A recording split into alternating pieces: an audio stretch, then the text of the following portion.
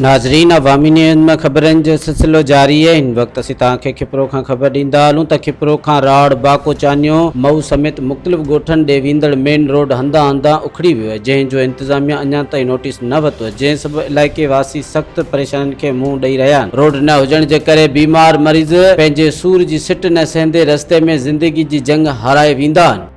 तकलीफ़ आहे, गाॾियूं टायर पंचर थियनि था, हर शइ ॿार बचियल आहे ज़ुल्म ते। मूंसां रक्शो आहे, कल्टी थी वञे थो, साइकिल में टायर पंचर थी वञनि था, तकलीफ़ थिए थी, वॾी आहे, ॿार बचियल आहे। हाणे कहिड़ो मुतालबो कंदो?